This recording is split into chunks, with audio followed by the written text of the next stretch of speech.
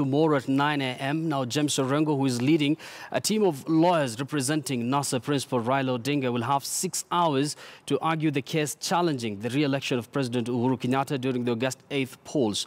Rita Tinina now reports.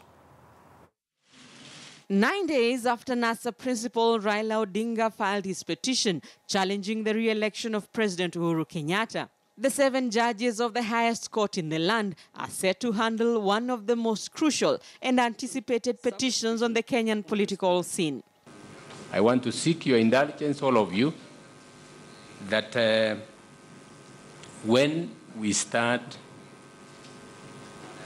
first and foremost, let us have respect for each other.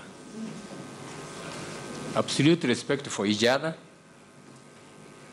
Let us conduct these proceedings soberly.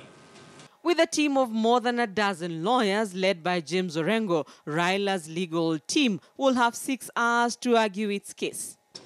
Then this court will be able to verify whether that election was transparent, credible, and accountable. NASA filed a 25,000-page petition and outlined 28 issues it wants determined by the court in a case with 3 respondents, the IEBC chairman Wafula Chebukati and President Uhuru Kenyatta. The application we have made, that is the first and the second respondent, to strike out 3 volumes filed by the petitioner.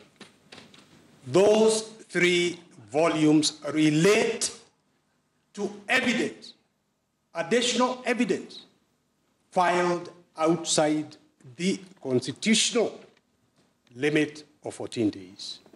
The 3rd respondent filed a motion seeking to strike out certain pleadings filed by the petitioner. Yes. The application has been responded to. We are ready and able to make very brief submissions in respect to that motion.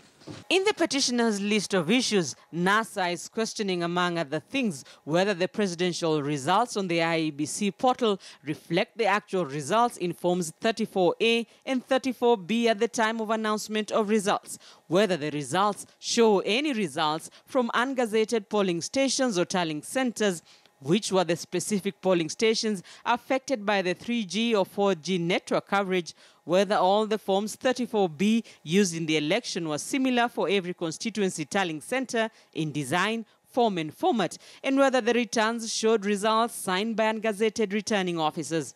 Form 34As are brought before the court and 34Bs together with the transactions through transmission that were done electronically. If they are brought before this court, then this court will be able to verify whether that election was transparent, credible, and accountable. The IEBC has listed 2 issues it wants addressed: whether President Uhuru Kenyatta was validly elected and declared the winner, and the reliefs to be granted by the highest court in the land. Uhuru Kenyatta, through his lawyers, has listed 5 issues, among them whether the elections were conducted in accordance with the Constitution and the Elections Act. We will not join.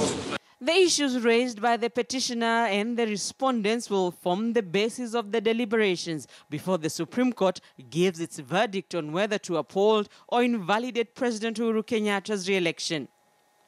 Rita Tinina, KTN News. Many thanks, Rita Tinina, for that report at a time when the Kenyan presidential election has now officially moved from a political battle to a legal battle, or some sort of legal